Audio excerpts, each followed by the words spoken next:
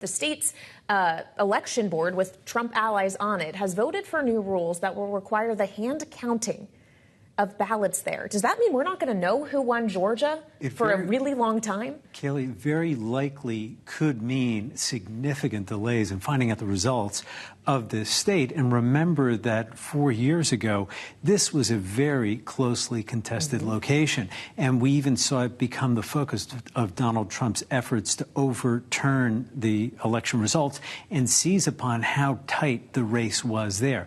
Now, in the move today by the Republican-led, Republican majority state election board, they called for this hand counting of ballots across 2,400 precincts statewide. And the Secretary of State in Georgia, Brad Raffensperger, whose name, of course, is connected, on that phone call with Trump in 2020. Even he was warning that this could cause significant delays and also pose some ballot security questions, too. Well, and of course, this is one of these critical Sunbelt states we're now watching, as this is an expanded map for Kamala Harris compared to what was for Joe Biden. Another one of the Sunbelt states, Nevada, is interesting today as well. This court decision to keep Jill Stein of the Green Party off the ballot, noting this party has not had much success in the state of Nevada in cycles past. How significant could that be for Harris's chances there? Well, this gives Harris a boost. And the reason why is that, like Georgia, Nevada is a very closely contested state. The Bloomberg Morning Consult poll taken after the Democratic National Convention showed just a 2-point lead for the vice president there. And anything could happen between now and November 5th. But having Stein on the ballot risks siphoning some votes away from Harris. So having her off the ballot really helps the vice president in her chances against Trump. And while Trump was not directly involved in this case for the Green Party, he did have an interest. And as it happened, his former lawyer, Jay Sekulow, was representing the Green Party in its bid to get the U.S. Supreme Court to overturn a state court ruling that prohibited the Green Party from having access to the ballot. All right, Bloomberg's Michael Shepard, thank you so much for joining me this evening. Now we turn to North Carolina, as the governor's race there was upended yesterday when a story published by CNN detailed offensive comments allegedly made by the Republican candidate Mark Robinson in an online porn forum years ago. Joining me now with more from Raleigh is Bloomberg's Annmarie Horden, live in North Carolina this evening. And Annmarie, of course, you caught up with the current governor, Roy Cooper, and asked him about this. What did he tell you? Absolutely. Kailey, following this bombshell report, North Carolina has gotten potentially more challenging for former President Donald Trump, who will be here in North Carolina tomorrow. Most notably, who will not be attending his rally is Mark Robinson, this individual at the center of this report from CNN, where he was allegedly making these offensive comments. Now, what Roy Cooper, the sitting Democratic governor, said to me was that these comments are not surprising, but they are shocking. Take a listen. I think for anyone who has been supporting, encouraging Mark Robinson, it's a liability, because voters are going to look at the fact that Donald Trump and these Republican leaders knew Mark Robinson's character. They knew who he was, the kinds of things that he was saying. This is very on brand for Mark Robinson. And it should hurt their candidacies as well as Mark Robinson. Governor Cooper thinks this will hurt Donald Trump in this state. J.D. Vance was here just days ago, of course, Trump's running mate, the senator from Ohio, and he said it'll be very hard to have a path to the White House without winning North Carolina. And Kailey, just yesterday when this news came out, Larry Sabato of the Crystal Ball Report said that they had an emergency meeting and they moved that gubernatorial race from lean Democrat to likely Democrat. The big question is this just a temporary distraction, or potentially is this going to become a huge liability for the former president? Well, and that does raise the question of how both candidates will be responding to this. Donald Trump, to this point, has not retracted his endorsement of Mark Robinson. But for Kamala Harris as well, who has been investing resources in North Carolina, she's done better in polls there. Does this change the money calculus at all? If this is already dominating the airwaves, does that actually mean she needs to spend less, potentially?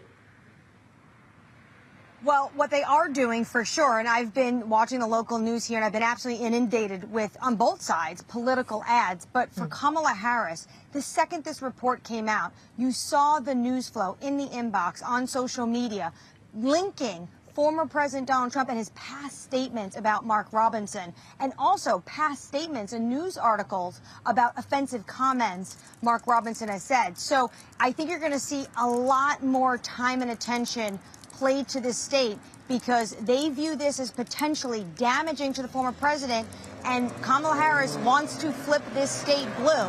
Remember, the only time that's ever been done really in modern times is the first Barack Obama presidency in 2008. Since then, they have not elected a Democratic president since 1976.